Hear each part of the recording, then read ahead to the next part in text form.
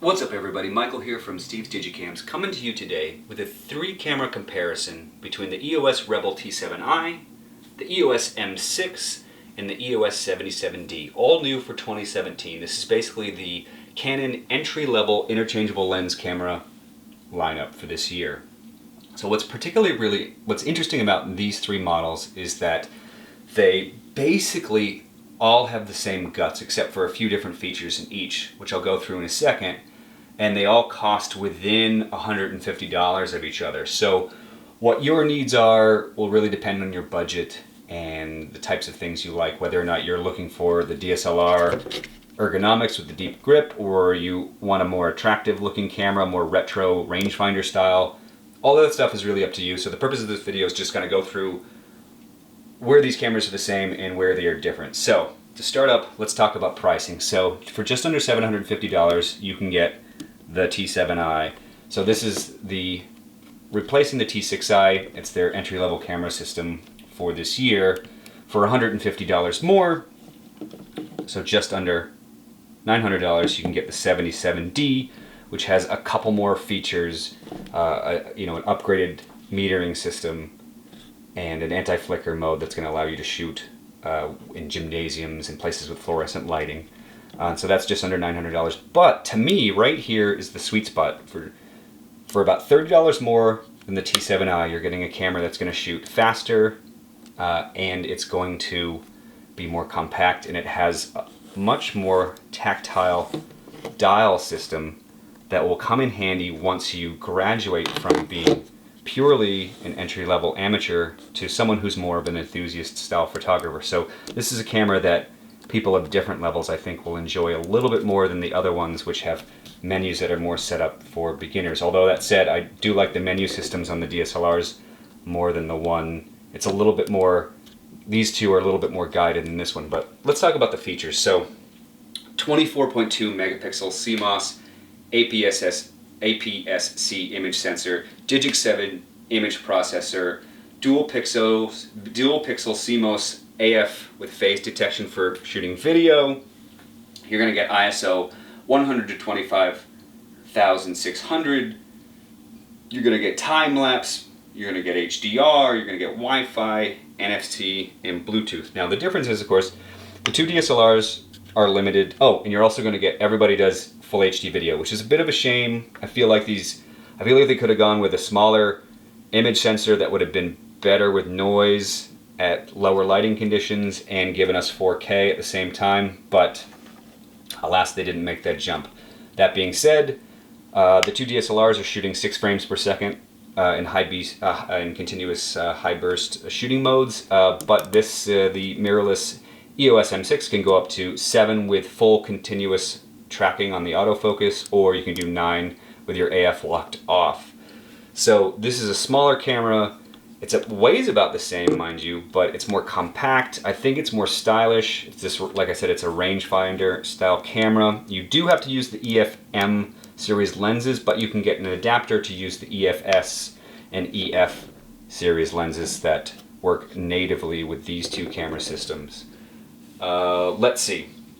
As I said before, this is the most expensive model because it has the best metering system in that anti-flicker mode.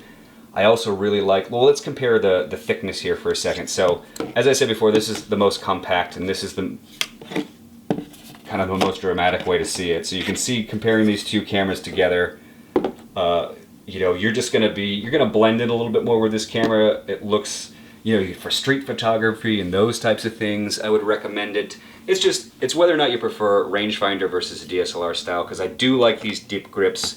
The DSLRs feel great in the hand, and these ones aren't particularly heavy. What's also nice, also this has a built-in flash as well. Now the one bad thing is that while the 2 DSLRs have optical viewfinders, as DSLRs tend to do, there's no included viewfinder with this. There is an optional electric one that you can purchase separately, so that would bring the cost up just a little bit.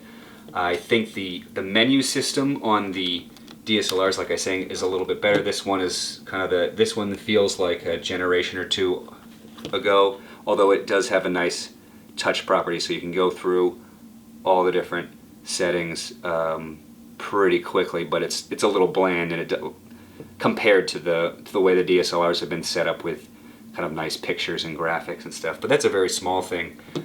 So in terms of pros and cons, like I said, you'll probably get better battery life if you're using the DSLR and not using the touchscreen. I felt like the battery goes down here quicker because you're using this bright display to frame your shots if you don't have that optional viewfinder. I like the mode dials and all the various adjustment dials here better. Exposure compensation, oops, blocking the camera. So exposure compensation, your shutter, aperture adjustments, white balance, flash settings, all these different modes. I think this is a really well laid out camera, the EOS M6. I love the fact that it's the most compact. I love this retro styling. I really dig the rangefinder. Street photography, portraits, landscapes, you're going to have a lot of options with this camera, and it's just going to be easier to put in bags and all this stuff. That said, I feel like the screen is going to get smudged and scratched more often than the DSLR options. In terms of performance, I feel like for this model year, the still images are quite good. I enjoyed I think the colors are vibrant. I think they take quick pictures. I think they take them fast. I feel like the metering on the 77D improved things. I did some surfing photography with the T7i, and it was a little bright at times. I think the high ISO, which I also did with the T7i so far, I think it's noisy, but boy, you can really light up a dark space and get a usable shot. So overall, I'm impressed with this series. I wish they had 4K video. I don't think they need sensors. The 24.2 megapixels, I feel like somewhere in the mid-teens would have been enough for a camera like this. That way you get that better image quality, noise-free image. But that being said, I think they're all pretty good cameras for all different types of people. So if you're looking for the DSLR style and you've got to go on a budget, check out the T7i. If you're looking for something compact and stylish, the EOS M6, which is my favorite, is the one for you. And if you're looking for the one with, that's just shy of being an enthusiast level DSLR, that's got a few more pro features and the more ergonomic layout in terms of how it operates, and it's also got this mode dial with the locking mechanism, which is really helpful. The 77D is probably the one for you, but we're going to do full reviews written up over at Steve's Digicams very shortly, so be on the lookout for those, as well as some sample images. And thank you so very much for watching. Please subscribe and like and comment below and all those very good things, and see us on Facebook and Twitter, and have yourself an awesome day. Cheers.